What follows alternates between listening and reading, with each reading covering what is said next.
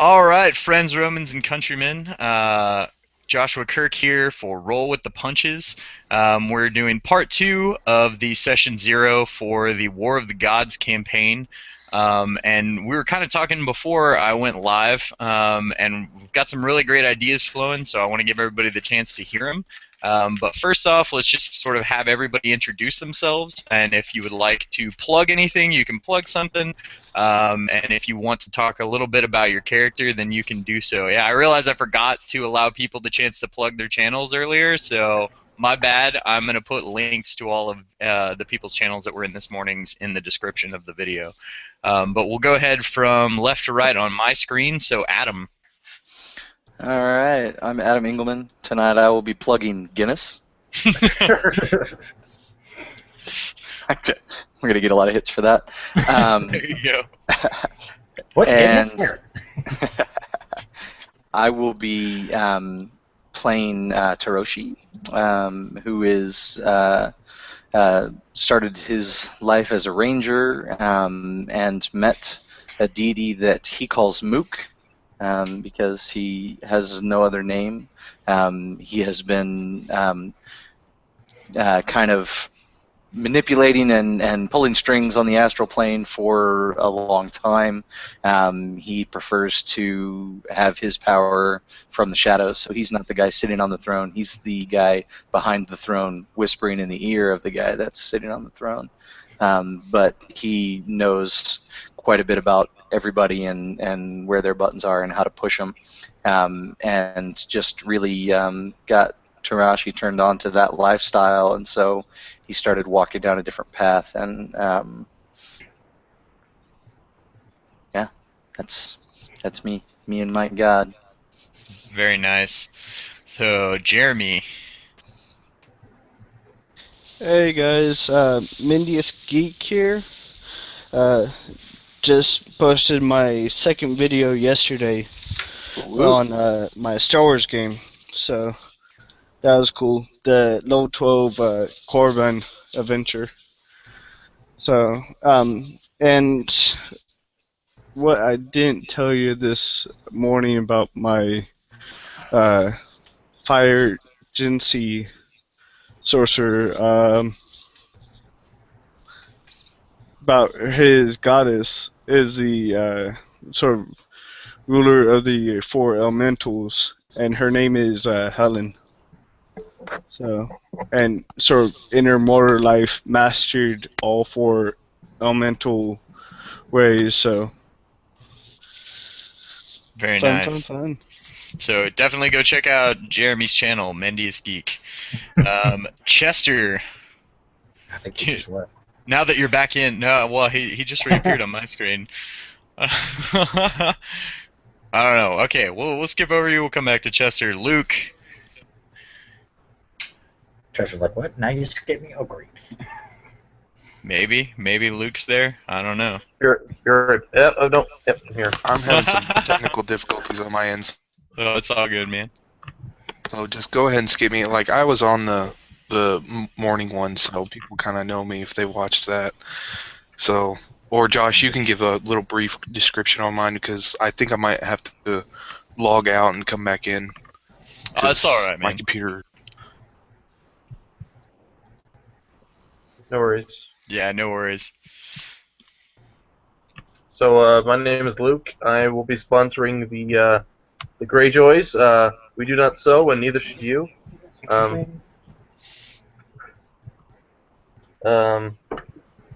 What can I plug? I am starting a YouTube channel called Ask Hemingway, where people can ask me questions and I'll answer them as Ernest Hemingway.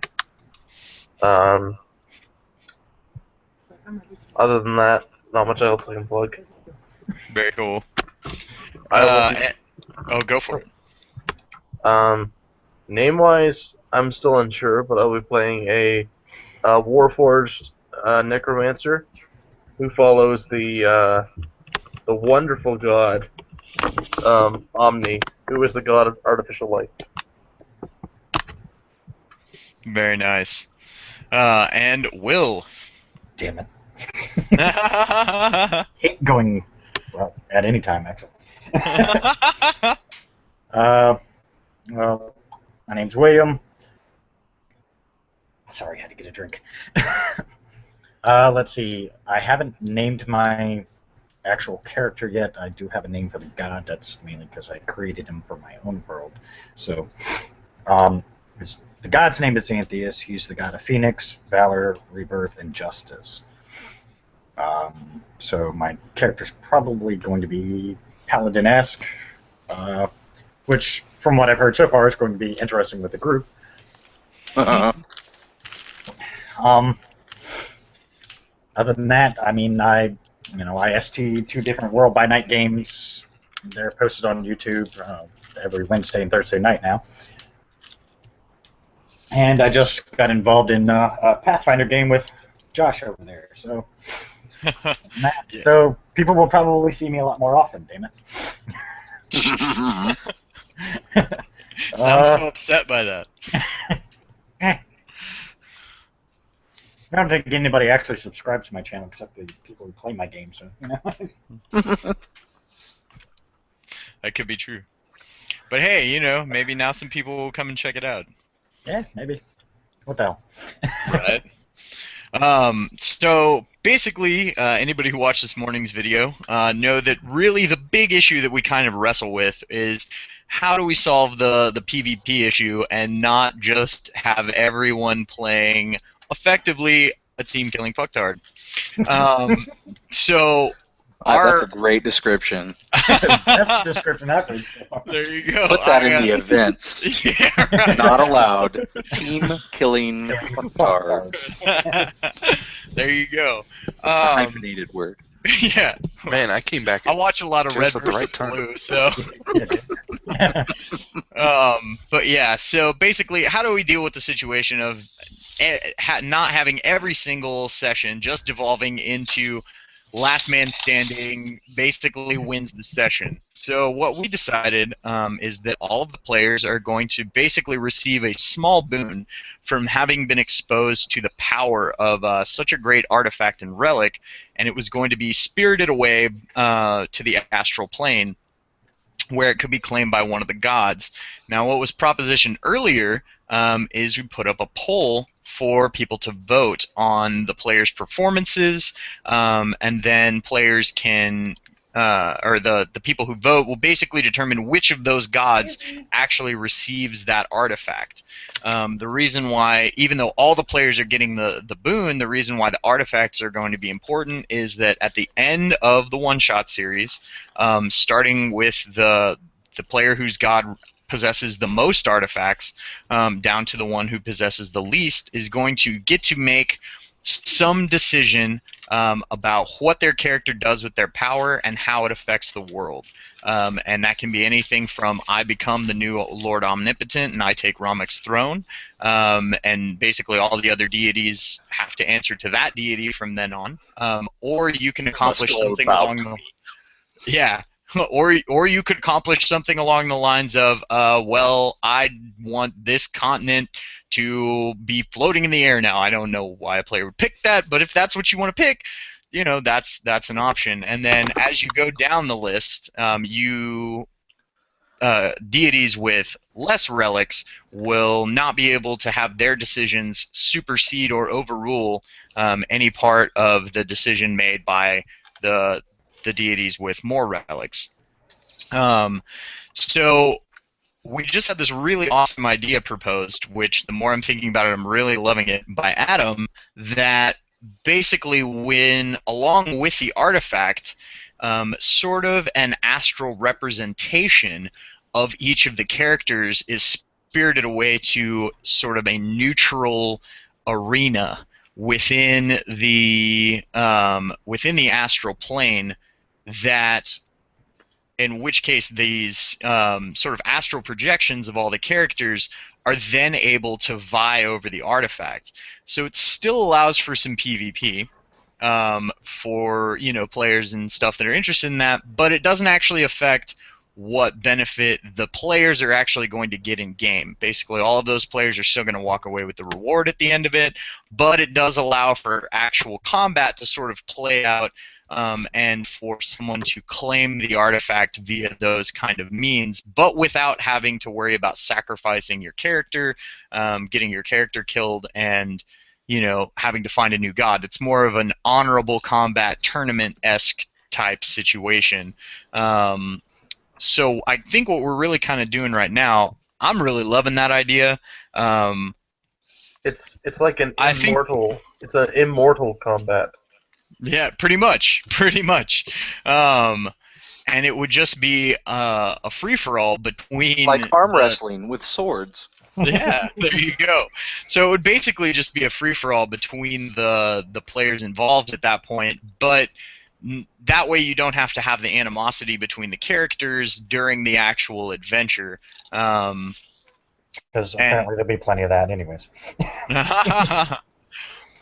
So I guess what I we're think really trying to as long as the players can keep that disconnect versus player knowledge versus character knowledge, because I feel like the characters in the material plane, while they're being represented on the astral plane, they're not going to know.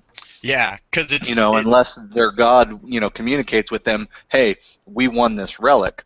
They're not going to know, and so that, as long as we as players can keep that knowledge separate, then we can keep the animosity out of the material realm and have the characters work together to acquire the artifacts. Yeah, because those representations on the astral plane are really more like chess pieces than they are the actual like spirits of your characters. Okay, but let's be honest. How many players, and I can think of quite a few, that unfortunately do take out of character knowledge and bring it in character?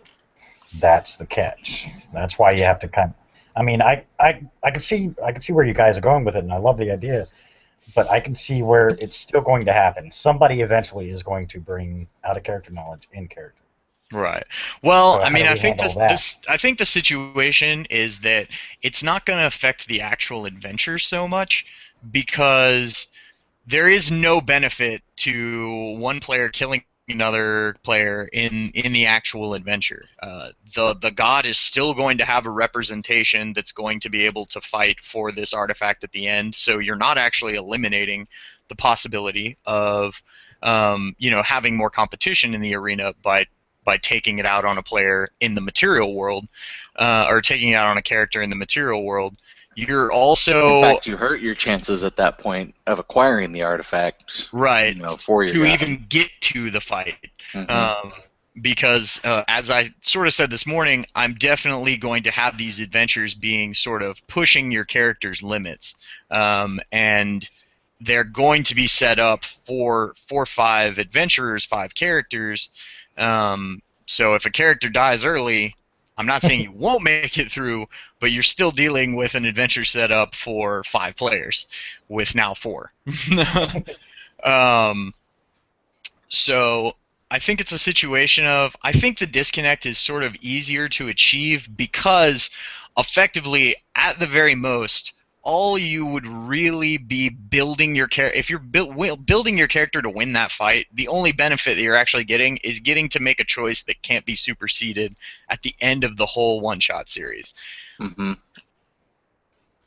I guess if somebody really, like, here's my thought on it. If you really want that, like, that bad, like, and you, to where you're just gonna make a total, F off character so that you can just win that tournament fight at the end, then sad, bro. Like, that's pretty much all I can really say about that. Is it's just, I don't know. And it's you gonna be might. really, the whole adventure up to that point is gonna be really boring for you. So I don't know. I was kind of liking the idea of the floating continent. So. well, like, I need that. Well, I need to make that I've happen. known people that played 3 edition, 3.0 and 3.5 that they were all in it about their characters and if they didn't get the spotlight. So I mean, it's possible, but Well, but we're- that's the thing, is we're I all intend adult. to have the adventures Ish. highlight, yeah, Ish. ish. Go. But no, I intend to have the adventures basically be able to give each of the players part of the spotlight during the actual adventure itself. So, I mean, players, my hope is that players are going to walk away not having needed to win that fight at the end to feel like they had the spotlight. And like I said, you're basically fighting over a completely metaphysical benefit. Like, it will not benefit your actual character in further one-shots in any way. Like, by winning this fight, that's basically just a for funsies thing that's kind of going to happen at the end. Like, here's the adventures that were there. Let's just see how this would have gone down if we were actually having people like really fight over it. So, and I feel like that's a cool solution. But the thing that I feel like we need to hammer out, because there are going to be people who aren't building, I deal the most damage ever, all the time, every round, forever, into infinity. What are exactly the rules of this sort of combat scenario at the end? How does it go? What are the win conditions? And what are the different ways that you can win? Because I do feel like it's important to have more than one way to win, rather than just I'm the last man standing with this, with this metaphysical in that point, with my metaphysical representation holding the artifact. And a sea of silence. Yeah, right. And it was like, nope, that should be the only win thought condition. into it. You And could honestly, yeah. Go ahead. no, please. You could do is when you said competition or arena. Uh-huh. To separate it into like events and stuff. If there's like range characters or if there's melee characters, the melee characters can do it gladiatory style, and they can do all that, and that they show how powerless with the weapon they are. Mm-hmm. And with the range character is see how accurate they are. So they get like so somewhat you're of a saying it's boom. really like at that point more of a like than everybody's fighting each other. It would almost be like More a like the Olympic contest. Games. Yeah. It'll be a contest for the gods, in a sense. Okay. That could be definitely a way to handle it, and it also would make people less PvP centric. Yeah, we don't have with their Bailey character. attacking ranged and so on and so forth. Yeah. It makes it a Well, little but more- I mean, maybe it's you can just.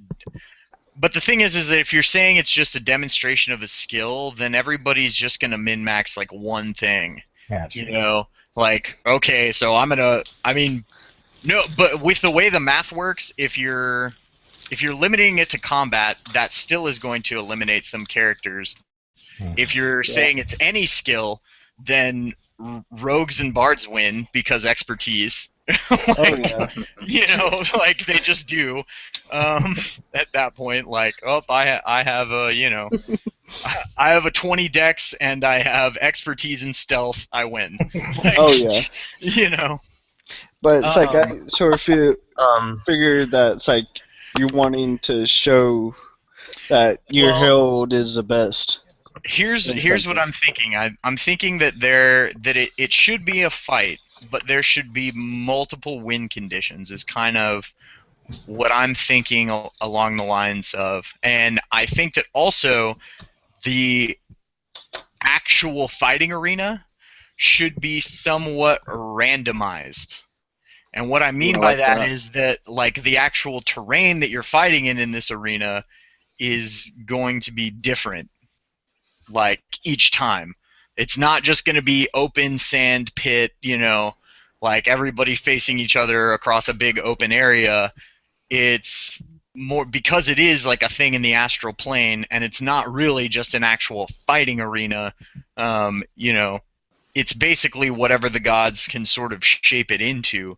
So I like where this is going. Right, like almost awesome. like a Hunger Games thing at the end. That's exactly not exactly Hunger Games. I was thinking more like Battle Royale. Halo Capture the Flag, but there you go. Like where you have like either a big stone building or a wide open area, or you randomize a terrain setting and then have the artifact not be accessible.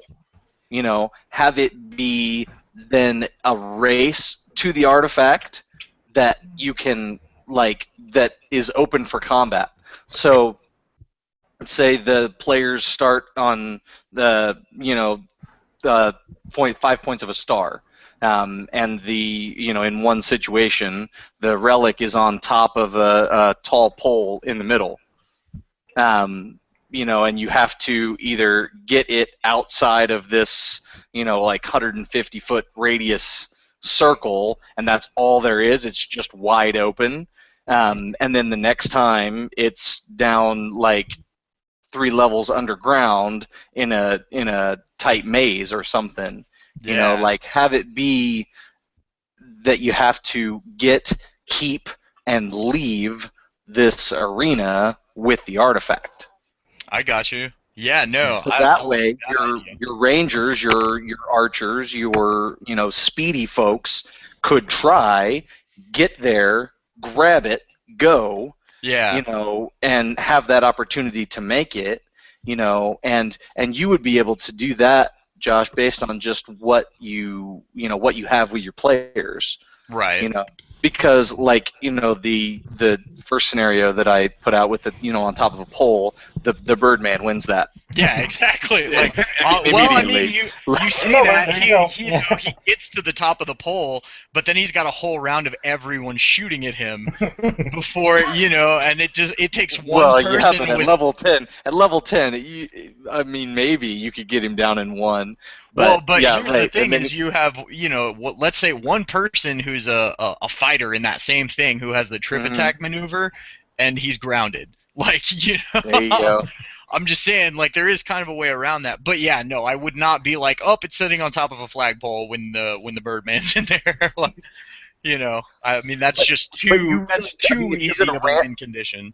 Okay, but but I'm saying you can randomize. Yeah, exactly.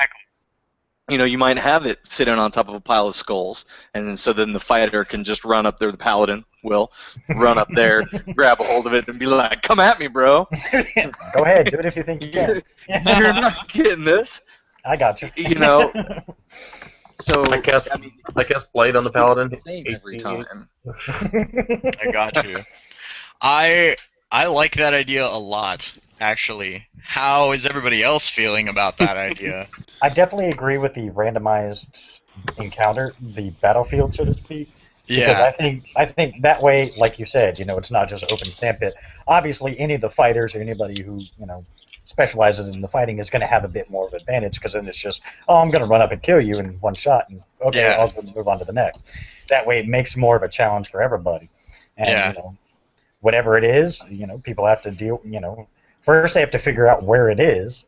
It might not be readily apparent where it is all the time. Yeah, like Brilliant. Adam said, it's the third level in a dungeon or whatever, so you have to try and make through this maze.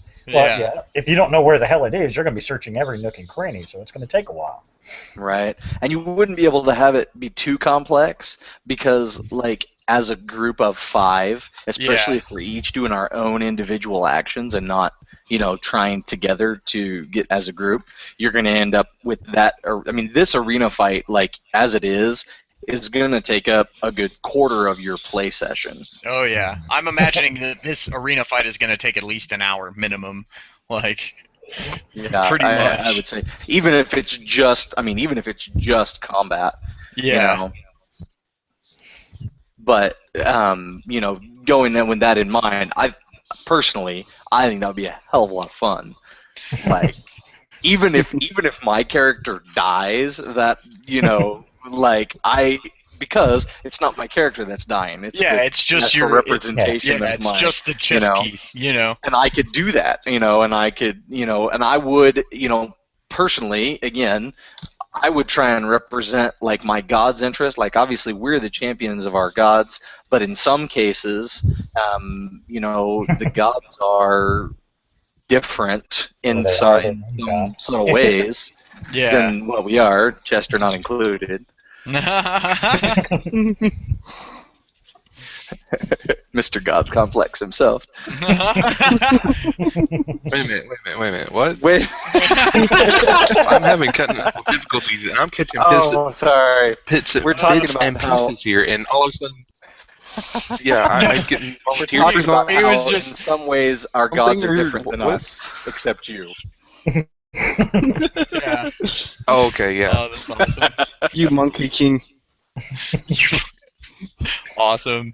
But no, I like that. I also like the him having the ability to sort of astral project, because I can imagine, like, if the session starts off with like a dialogue between the deities that are involved in that particular session, because I kind of feel like that's how each one's going to start off, now, is like a dialogue between those deities, because they're there like kind of at the arena waiting, because they know that their champions are the closest.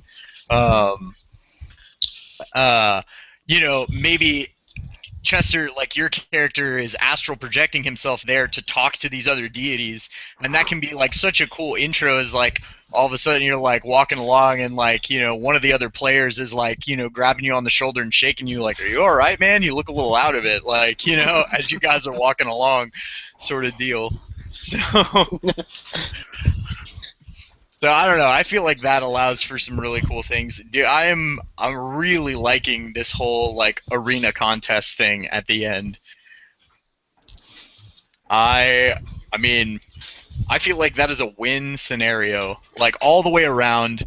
Even if somebody wants to build a PvP character, they're still going to be effective in the actual adventure, because we're basically going to say that in this arena fight, everybody's starting off fresh as if they've had like a full rest, full hit points, that whole thing.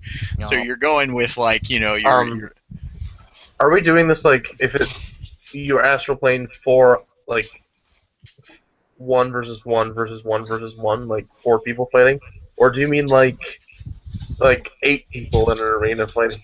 No, I mean, like, so there's going to be 5 people in a session, right? So all 5 of you would then be in this arena, and the first person to claim the artifact and get it out of the bound, to take it out of bounds effectively, is the one who claims it. But you have the other players, and then whatever the terrain for that particular arena, or whatever the terrain in that arena is at that particular time. So, and now Chester is multiplying. And sorry. It'd be cool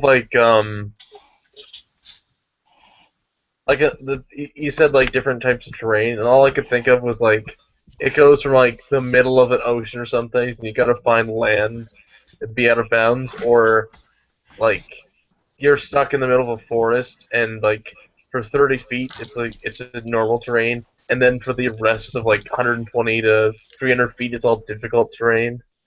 Yeah. Why not? Exactly. I love the fact that the artifact could be underwater. Yeah, oh dude, exactly. Hidden in this coral reef. What the fuck?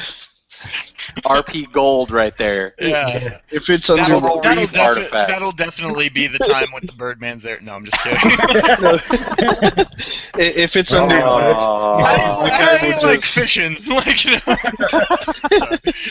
If it's underwater, there are a lot of birds of prey that are really good at fishing. Yeah, no, I know. If it's underwater, my fire Jinsari would just sit on the land and just say, "That's not worth it." I just imagine like wait diving in and for there's them to... a huge pillar of steam just like coming up everywhere you see. I think I'd end up the best out of that because I'm a warforged. I don't have to breathe. I just walk into the water. Dude, you're just so heavy. Even You if it just puts the fire out. Yeah, but you still have to find it in this coral reef, That's right. At that point. But yeah, and then you could have a situation where like, maybe it's hidden in a forest that's like super, super dense. And so even if you do have characters that have flying magical items or whatever, well, you can't see through those trees, like, when you're not down there, like, Mm-hmm. So, I mean, you can fly over the top of those trees all you want, but you don't know where that artifact is. Mm-hmm.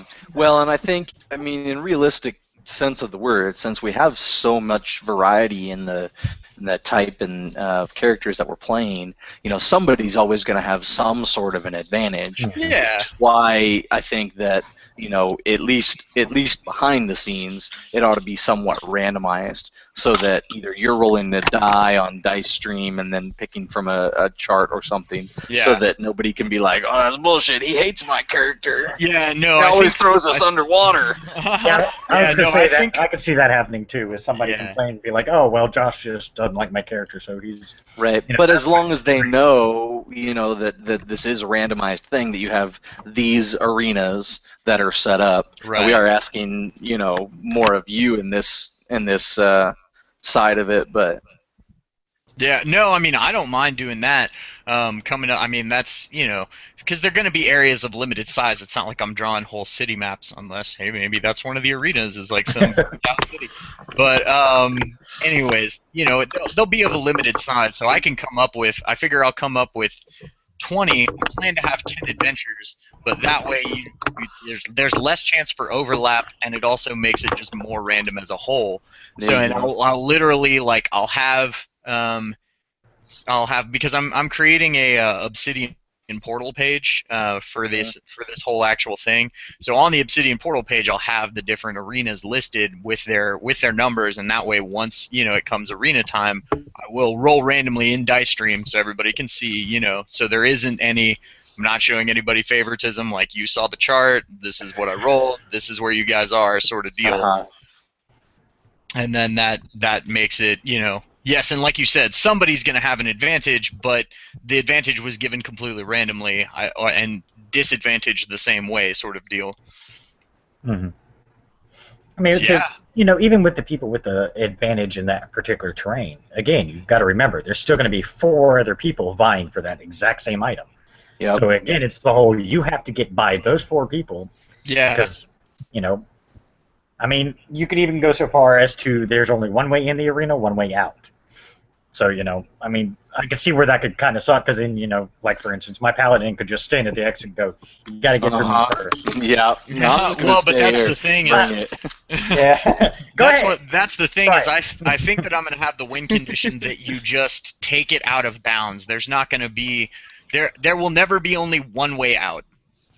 There will never be only one way to get it out of bounds, because then you can have that situation of a character is just like, well, I just stand at the exit, and that's boring. I mean, how can that not be boring for you? Like, I could tell you also, go ahead. I was just going to say that you got to think of this. Yeah, character can do that, but it's like the spellcasters. Oh, yeah. Hold person and fly you over there. Walk around it. Yeah, you go that way. Yeah. Mm-hmm. But at the same time, I could tell you right now, just because I know what I'm going to create, that even my paladin would not just stand there. He would have to be involved in some way or shape or form. But that's just who I am. I like having my characters involved. Honestly, my character wouldn't care whether or not he got 1 or 500 of them. He would still want to do it just to do it. I mean, if nothing else, to meet other avatars or other deities. Oh yeah. I mean, I personally could care less whether at the end my god has 1 or 500. It wouldn't matter to me. I'm just doing it for the fun of the game. Yeah, it would be nice. Oh, to you personally. I was like, it is going to matter. You're the champion of your god. Get with the program. No, personally. Your god needs a new champion, buddy. No, personally. How many artifacts did you bring me today? I don't know. I played with my friends.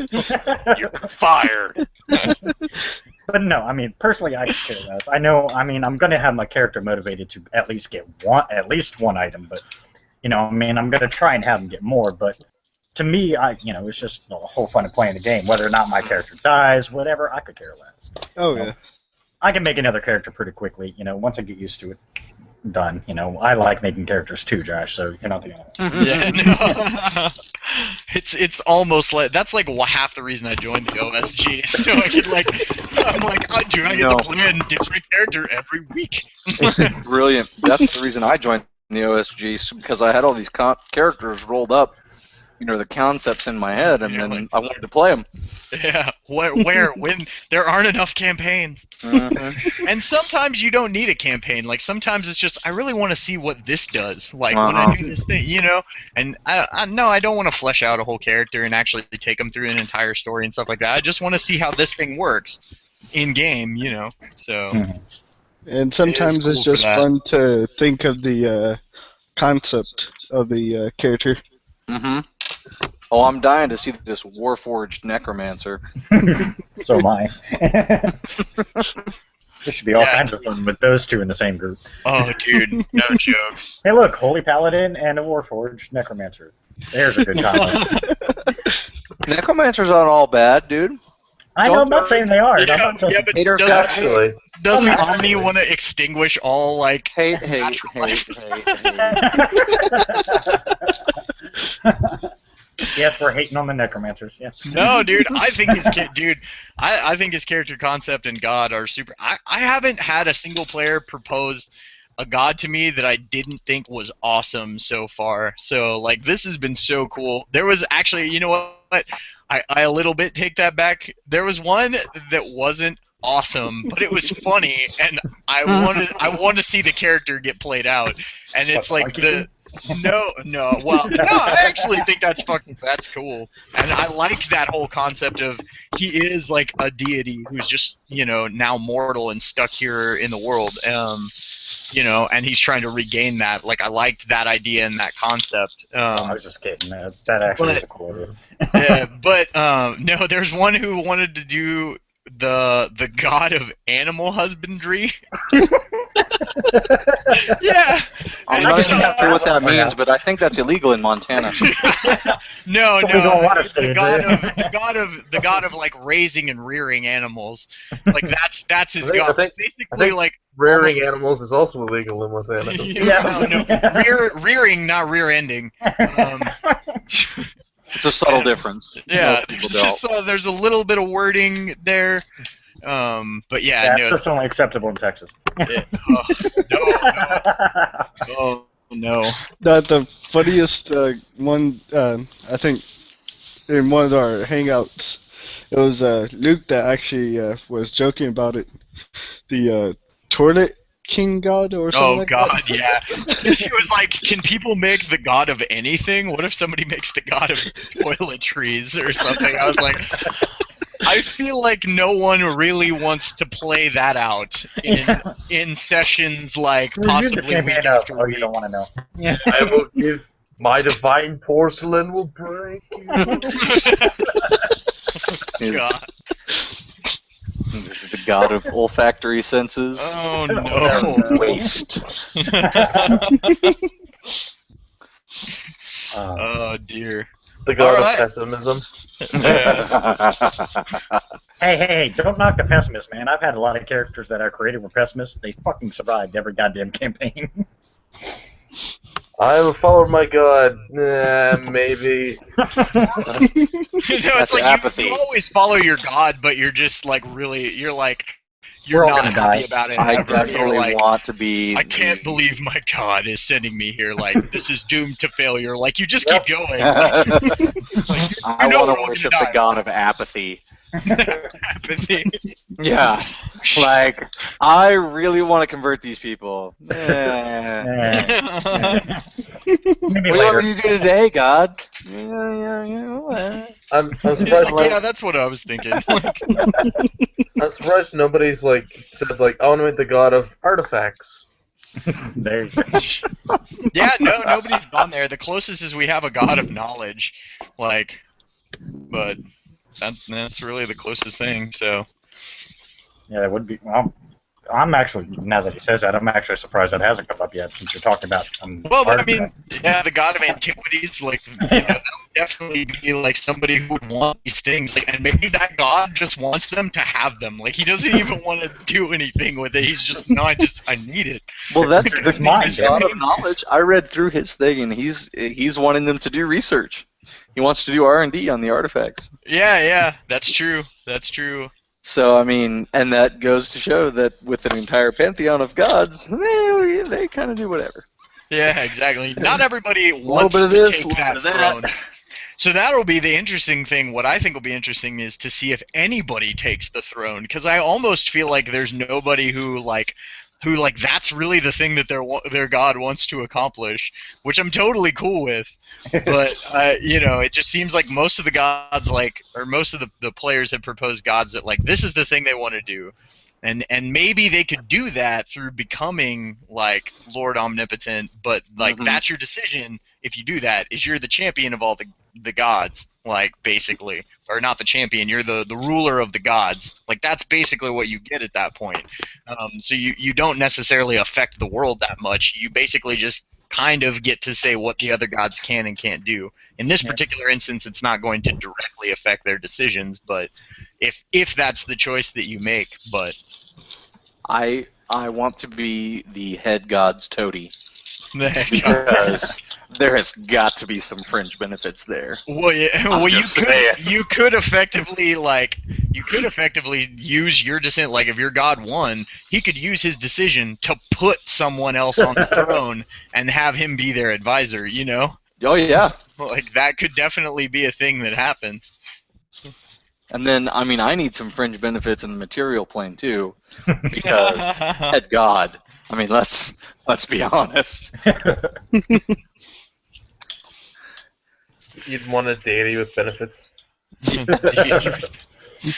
Yes, I'm putting my life on the line here. You're immortal.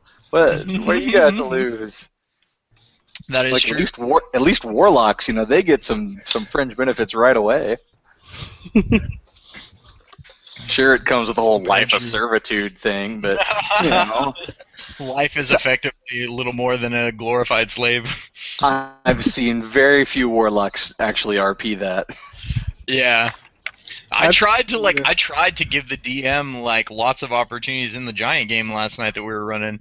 He did a really awesome job, but I was trying to give him lots of opportunities to kind of like take and run with like my patron to like force my character to sort of do things because he's being tricked, like the character was being tricked by an archfiend that he believed was his tribe's totem spirit. So he was a warlock, but I was playing him as like a barbaric warrior that believed his powers were coming from like the blessing of his tribe's totem spirit sort of deal. Yeah. But it's actually like this archfiend that's totally just posing as as his tribe's like raven spirit, like getting him to do these things. Actually, the Gith game? Yeah, I feel like there's no one on the OSG who doesn't know the Gith game, except maybe Will. I'm actually making a character concept for that one, which is a barbarian warlock. And he got the giant spell of Storm Giant, which is a legendary. And the way he got it was he's been serving a sort of a demon goddess, I would say, a demon queen, and they're so hard to please. Souls. So it's like been doing that, and it's like each time he kills, his breath turns black, of a sign that she got the soul. Oh wow, that's cool. And he is what I was telling them, 8 foot tall, 400 pounds muscle. That's a pretty huge. Is he Goliath warlock? No, he is a Gith warlock. Oh, nice. I didn't know Gith were that big. No, the thing how he got that huge is with his pact of the fiend, the demon queen tore off what I said in the background, tore off a Gurusa's head, which stands 8 feet tall. And for each soul he sends her, like forever so many, he goes in power. And goes tall. So. Cool. Very nice. Okay, so I think we pretty much hammered out like how we're gonna handle the artifact thing, and I think we've come to, in my opinion, the best of both worlds, between not having the players outright kill each other during the game, but still getting to kind of like flex those muscles a bit for fun. And then, so I guess the other thing is some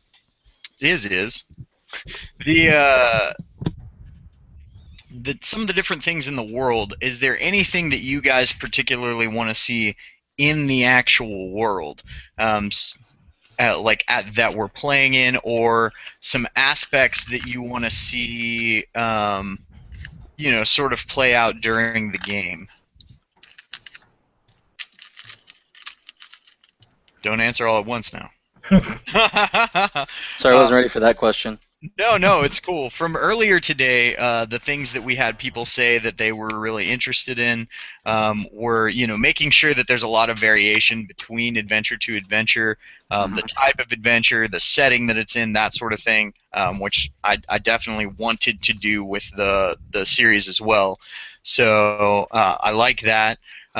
We got the idea of sort of as the gods are gaining artifacts, them having the ability to sort of affect the world more directly, and even having situations where they've changed or modified like the landscape or maybe the denizens of a particular area to more suit their needs and possibly prevent other gods champions from getting to an artifact in sort of an indirect way.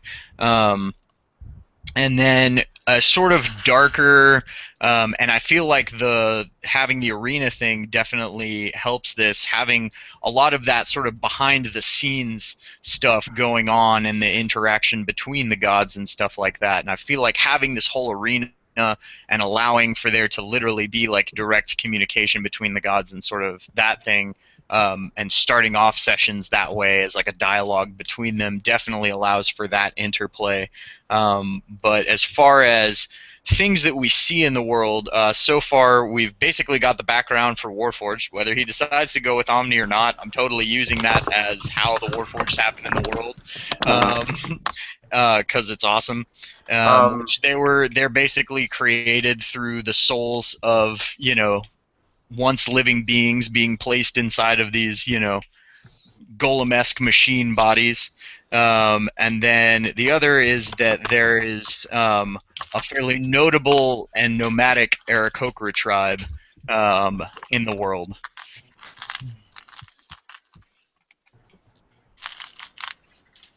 Okay.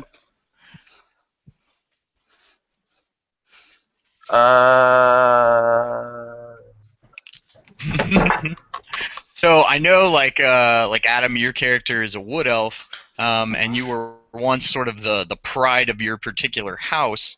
What would you want to see his like? Is there anything specific that you want to see represented in like his people and the way that they are? Like, not necessarily he's that way anymore, but in case we have an adventure where maybe an artifact is based around, being hidden in a wood elf village or being hidden in a forest that's controlled by wood elves or something of that nature. Well, and that I think would be more like personal for him as far as it plays out, because he wouldn't be like he may not even be recognized depending on where we are. Right, of course. But if he would be recognized, he's obviously not going to be wearing his house colors or anything. But if he is recognized, then he's going to immediately be shunned and possibly arrested. And so because he wasn't supposed to run off like that, and so or if you'd rather, he can still be a member of his house that he's created. I mean, his god is a very, very deceptive god, and so realistically, he could be, he could have concocted some scheme to go out, into the world, and have a reason for that, and maybe even have contacts to know the location of the artifacts. So but that honestly is not a bad plan, though, is to have something in place, either with a character hook or with the deity interaction or something, to make finding the artifacts less of a chore. I gotcha.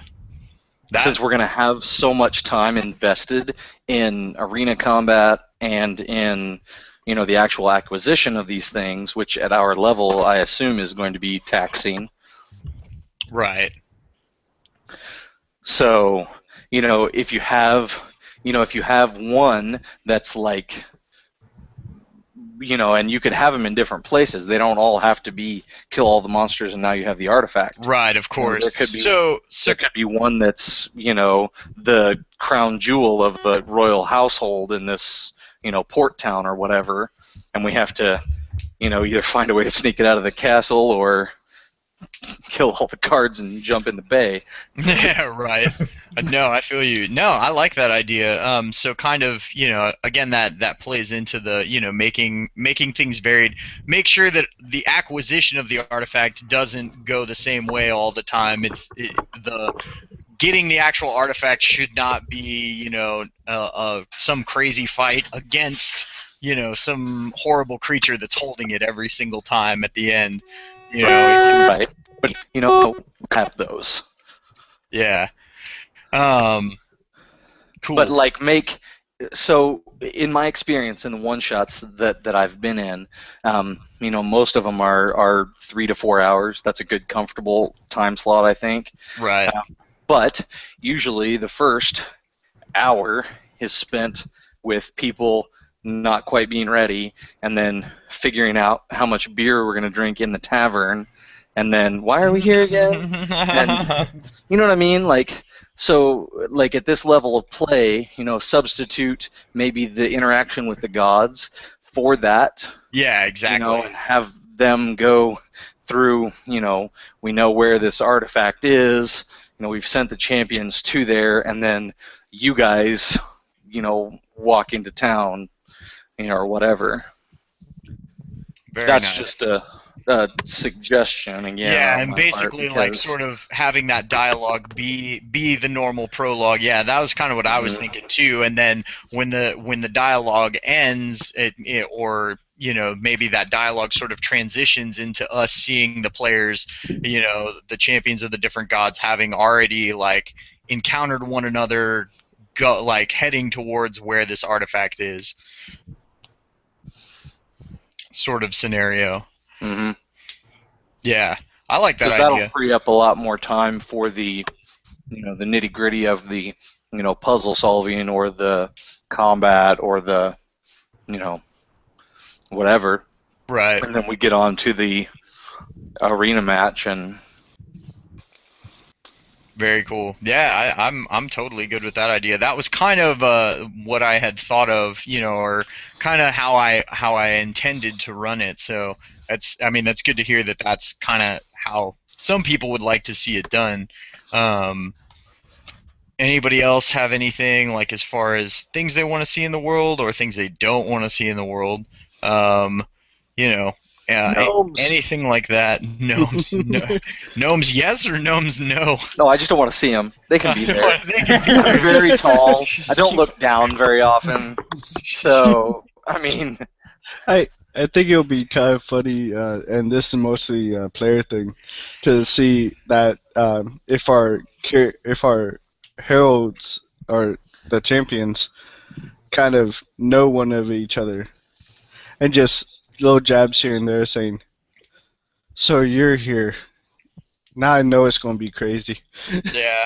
Well, yeah, and as the series goes through, there will be times where players are interacting with other players again, or where maybe you're in a one shot and then you're not in the next one, but then you're in the one after that, and so is somebody else from the second one. Well, your character would have heard about what went down with the acquisition of that artifact and all of that sort of stuff. Hey, I heard this thing, blah blah blah, about your character and so on and so forth, or about you, how'd that work, So I feel like that'll add for some interesting RP and some cool stuff as we sort of go through the session. What's up, Luke? I think it'd be interesting too if well, this is a totally player decision thing, but if our characters like you said knew of each other, but if there was a character that we knew of but we didn't know that they were the champion of that god, it'd be interesting if it was we knew this really good person in our world, but as soon as we were brought here as champions of gods, it's it turns out that he follows this evil deity. So the conflicting between what we know about him and what actually is the truth. Yeah. Well, and that allows for a lot more of that intrigue and stuff like that, and it also allows for, even if your god is in one way, they've chosen you as their champion because they feel that you're going to be able to accomplish what they need done.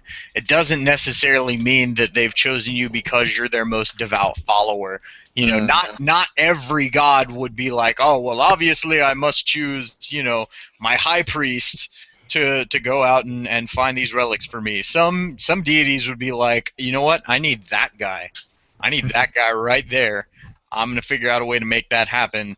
Even though he could be nothing like that particular deity, but if he offers you something good enough in return, and that's up to you as to what your god has offered you, sort of deal for going through all of this stuff for them. Um, but yeah, no, I like that idea as well, and that definitely can be something that plays in.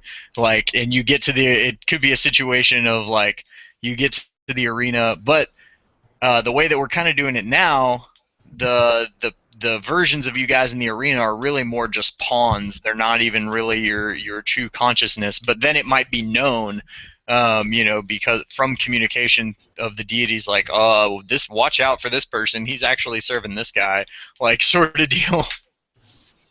So yeah, that would be cool. I like that idea.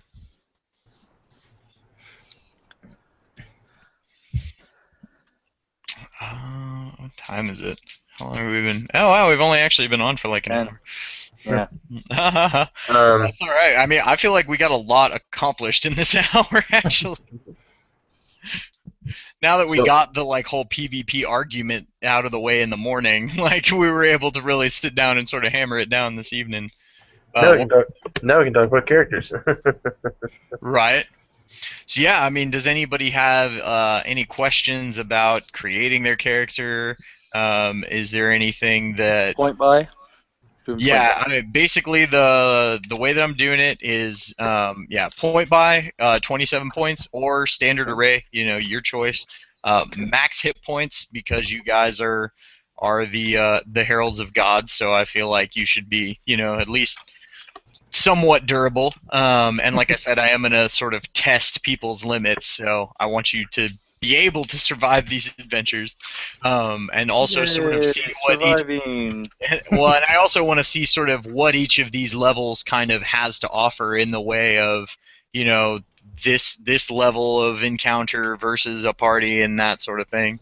So I will admit part of this is testing for me, and part of it is, so that it's eventually going to culminate into, a campaign world with a pantheon of deities that, all of these different players have gotten to have a part in and stuff like that, that I'll continue to run one-shots in the future unrelated to this particular god war. It'll be in the world and sort of the aftermath of that. But, that way people can kind of be familiar with it and that kind of stuff, and you can have had some say in exactly how the world happened.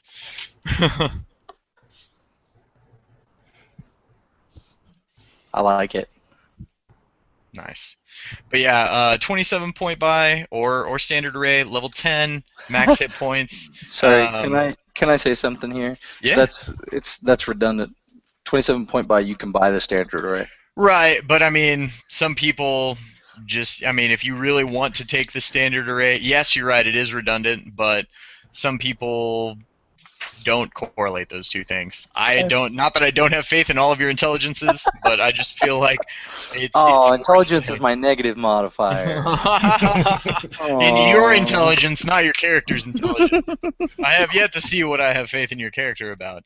He's a sneaky bastard. Right. Basically, everybody's gonna get 2,000 gold to buy player's handbook equipment. And then 2,000 to buy player's handbook equipment. Up to 3, you can have up to 3 potions, and then you get either 1 rare and 1 uncommon, or 3 uncommon magic items.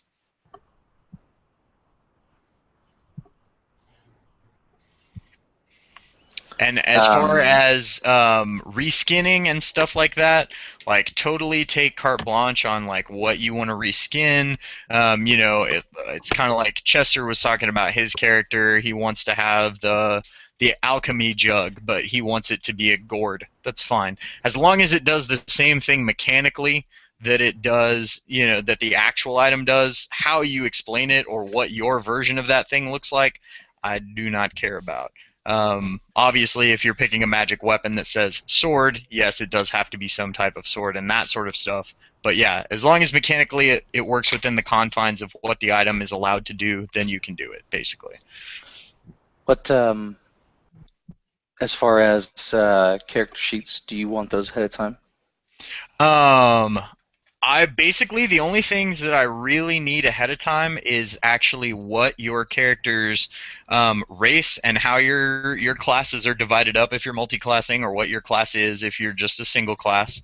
The name of your god, and if you have a background for that, awesome, and you have time to like type it out and give it to me, only because that way I can actually put it up on the Obsidian portal page, so people that I'm going to link in all of the different sessions, so that way people can actually sort of look at the world and the different gods that are all vying for these artifacts and that sort of thing.